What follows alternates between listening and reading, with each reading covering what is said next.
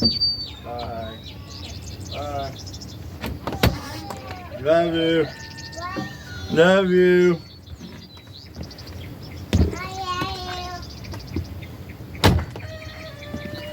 Welcome to Built on Faith Homestead or Leaving Egypt, depending on which video platform you like to watch your content on. My name is Justin. In today's video, well, I don't really know what it's going to be about. We'll record it and then we'll know what it's about. But we're just going to film. I got to do some milking, obviously. I got to feed the animals, got to mow and weed eat. No matter how much self-independent homestead and cool stuff you want to do, you still got to mow and weed eat every once in a while. And our yard looks like a hayfield right now, so it needs mowed. So come along with us today and learn what this video is going to be about along with me. Amazing grace, how sweet the sound, oh, that saved a wretch like me.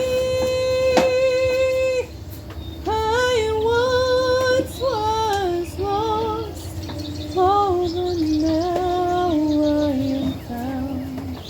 Was blind, but now I see. So when you're milking, you got lots of time to think, all right? I'm gonna have at least 20 or 30 minutes here of kind of nothingness. I love to listen to the animals in the mornings, those kinds of things. I really enjoy that. I enjoy hearing the world wake up, if you will, right? Hearing the birds and the bugs and the all of that stuff. I love hearing all of that. And most of all, I usually listen to my Bible app, or I think about what I've read in the Bible, try to talk to the Lord, do some praying while I'm out milking. Always enjoy it, and sometimes I do videos for you guys, right? And so there's a lot of benefits to milking, more than just the milk that we get. We do plan on one of these days getting a second milk cow, because sometimes milk cows will get things like mastitis.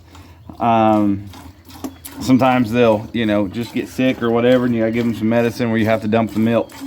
And also there's going to be a dry time, right? There's going to be a time where we can't milk her. We have to dry her out because she's going to have a baby and all of those things, right? And I want a second one so that we always have good, fresh milk.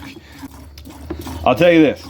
After you have drank farm fresh milk for some period of time, especially, it is hard to go back and drink that store-bought stuff. It just tastes like water. It's not even the whole milk, right? It's just not the same. So we would like to go ahead and get a second milk cow one of these days. We also are talking really heavily about getting some goats. I don't know that we're going to milk the goats too. I don't know if we're going to do that or not. We're still discussing that. But we're also talking really heavily about getting some goats to add to the homestead this year. I talked about mowing and weed eating a while ago. I actually really enjoy mowing. I really do. I don't enjoy weed eating that much, but I enjoy what it looks like when it's done. But I enjoy mowing. I really do, because once again, the mower's going, it's loud, you can't hear nothing anyway. It's just a good time to, once again, spend some extra time with the Lord. However, I'm always trying to find ways to make that grass work for me. I would like to get a bagger for our lawnmower, and use that then, use those clippings for things like mulch, or even giving them, fresh clippings, and give them over to, Forrest, our blind one hanging out over there, our blind little steer hanging out. I would like to use those clippings at least, right? But also goats we can fence them off in the yard and kind of move them around, and that will also help make that grass work for me. I'm always trying to find ways to make the grass and the weeds and all of that work for us, because while I enjoy mowing, it's just a waste of money, right? It's just gas and maintenance on the mower. You have to buy the lawnmower to begin with, which if you've had to do that anytime recently, they ain't cheap, right? Them things are high anymore. And so By the time you buy your lawnmower and you pay for the gas and the maintenance on your mower, man, if you can find ways to make that grass work for you, it sure is a good thing, right? So that's kind of some of the stuff we plan on doing in the future. And of course, we still have garden to plant and those kinds of things. Maybe today I'll show you our tomato plants we started inside. They did excellent. My pepper plants, I messed up when I went to one of the trips I took to the Mayo Clinic. I thought that they were small enough that they still could be in the containers they were in, and I didn't move them to a bigger container. And then I was going to move them to a bigger container, and I had them outside, and it was going to storm and rain, and I forgot about it. Well, I put them in the cab of my truck to get out of the storm, and I forgot about them. And the next day they like burned up in there, right? Because it got hot. So I'm gonna have to buy some pepper plants. So my pepper plants, I meant to start out inside. It did not work out for me. But our tomato plants, they're looking excellent, and I'll show those to you guys here in a little while. Can't leave Forrest out this morning. Ready for some breakfast, Forrest? You ready for some breakfast? Give you a little breakfast here.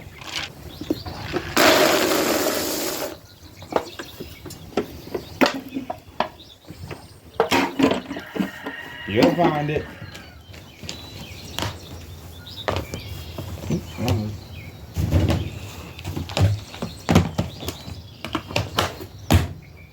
There you go. Enjoy, buddy. Here are the Brandywine tomato plants. They seem to be doing pretty well, all things considered. Hopefully we can begin to get them in the ground next week sometime. Time to get the breakfast layers their food.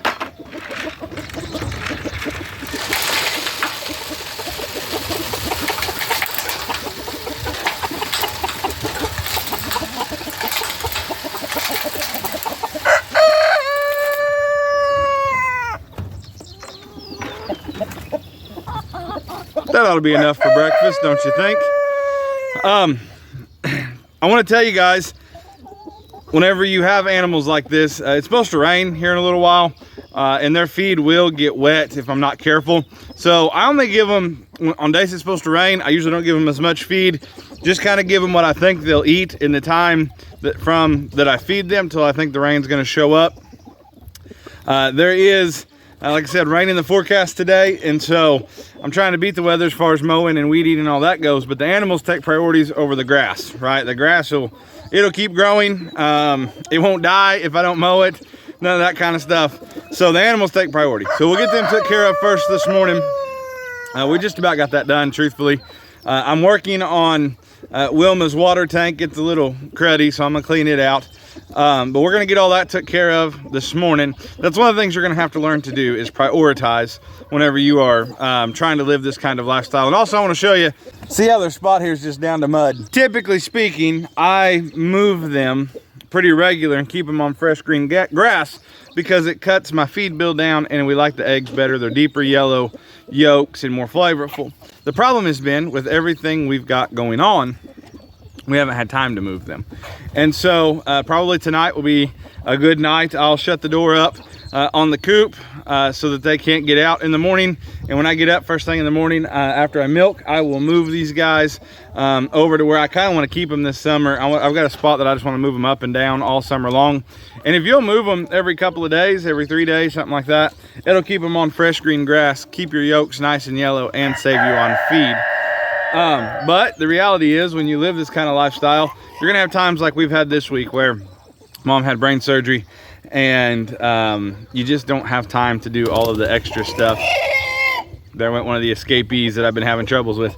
You just don't have time to take care of the stuff that you typically maybe would do, or the extra stuff. You kind of just do what has to be done. Make sure they got food, make sure they got water, make sure Wilma's milked out.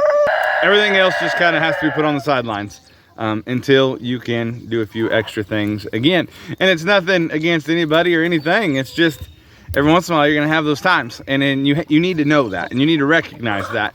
If you're setting yourself up where it has to be every single day, you know, a whole bunch of stuff has to get done, then you're kind of going to be setting yourself up for failure unless you already have like a large family with kids that are up old enough that can like drive and can be there. But even that's going to be a very short time, because once they get up big enough to drive, won't be long, they'll be wanting to move out and all those kinds of things. So I like to have stuff like this where you move it every day or two.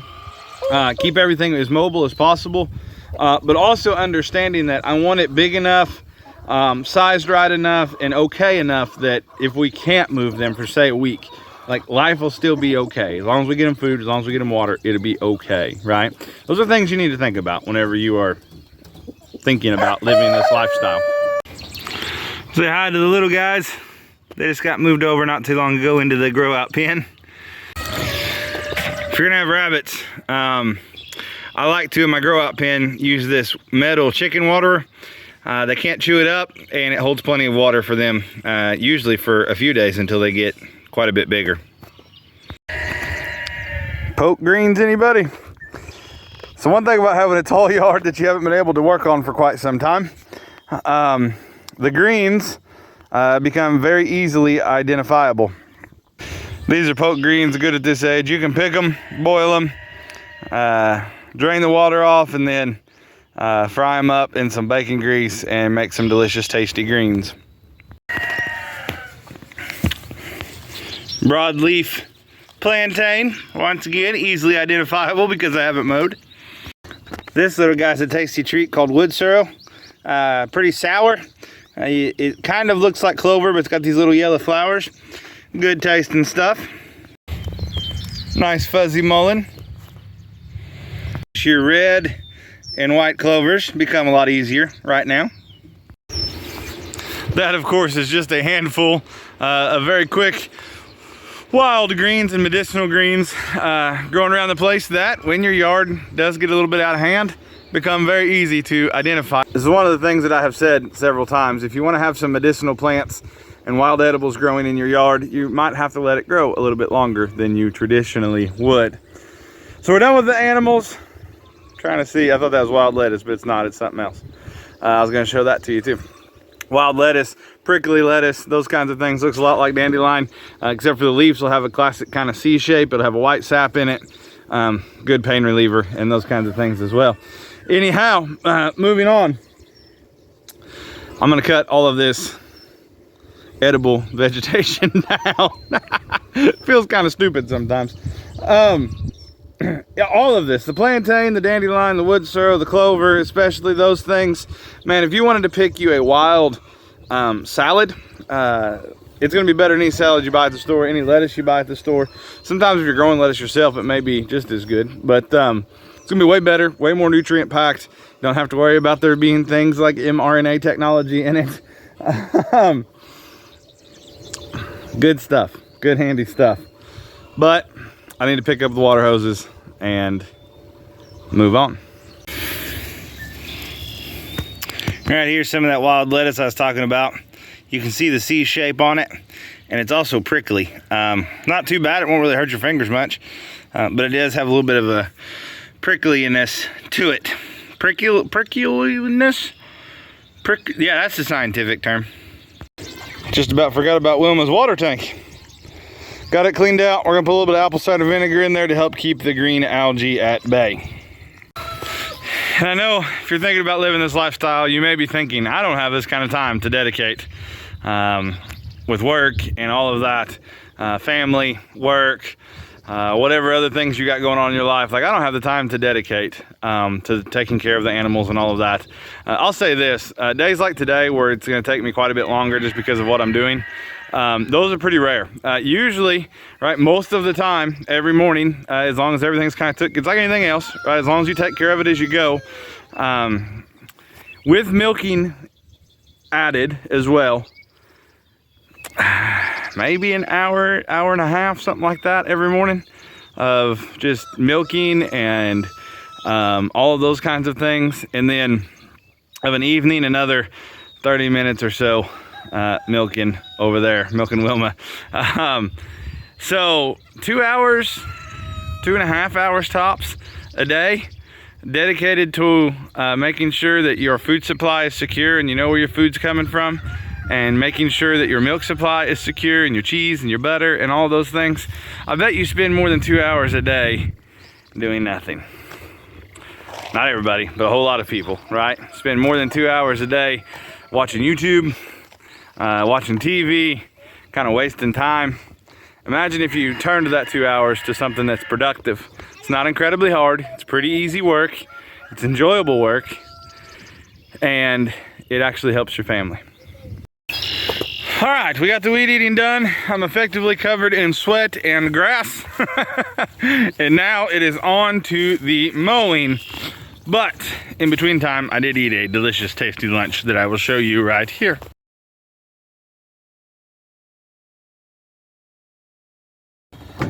I was gonna do a really cool shot. Starting the lawnmower, pulling the lawnmower out of the hay barn, and it was gonna be a cool little shot. Get on the lawnmower and this is what I hear. Nothing. Oh, almost. Come on. Ah, almost.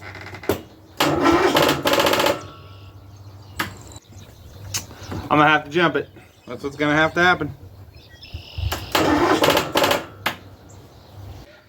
Stuff like this that aggravates me just a little bit. Because now I have to take the time, pull a vehicle in here, get the thing jumped, pull the vehicle back out, go park the vehicle, walk back in here, hope it didn't die in between those 2 times. Because if not, if it did, I'll have to jump it again. It frustrates me. Oh well, part of it. I reckon I better go get it jumped really quick. All right, y'all guide me in nice and careful, all right? Don't let me hit nothing.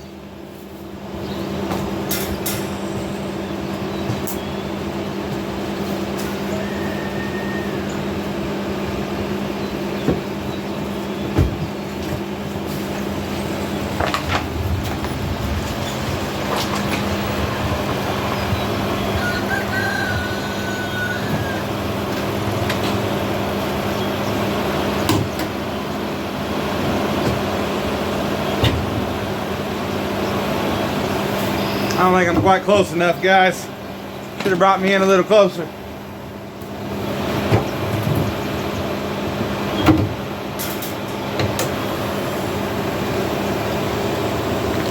Nothing like using the family car to jump the lawnmower.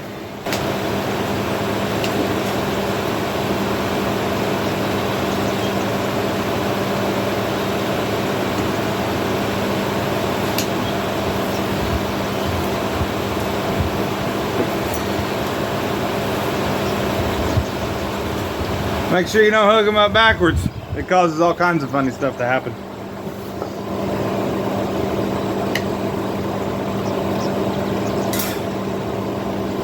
You say, Justin, how do you know that? Well, because I've done it.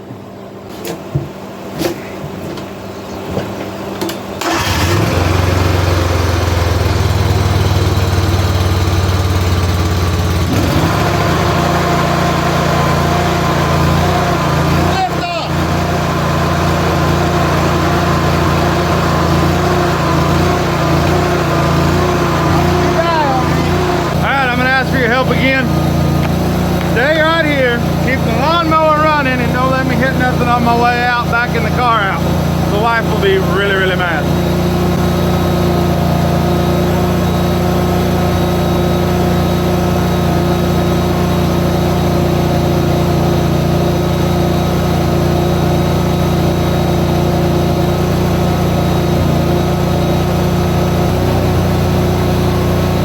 You guys done a good job. Remember that really cool shot I was gonna do? Let's try it again.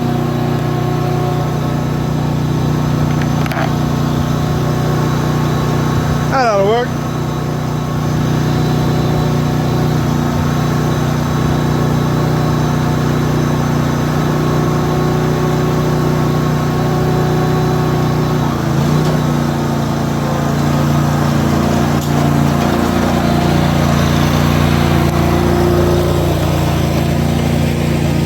Remember what they say, nothing runs like a deer as long as the battery's charged. That's just some of what we go through trying to make videos for you guys.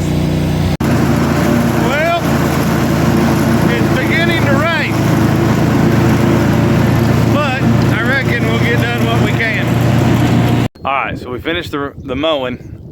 It's still raining, and it kept raining, but not bad enough to make me stop mowing. So we got that done, and now I think we're gonna finish the day off, do a few more things, and I'll probably get cleaned up, and I think we're all gonna go to town later and go visit Mom this evening. Appreciate you guys watching. I'll let you come up with what you think this video is about. Put it in the comment section down below. I don't really have a subject matter per se, other than just wanted to say hi and make a video and say thank you guys for watching, and appreciate all your guys' prayers and all of that for my mom and for our family as Mom tries to get healed up. And I guess we'll catch you guys on the next video. Maybe the next one will have, you know, like purpose and meaning and those kinds of things.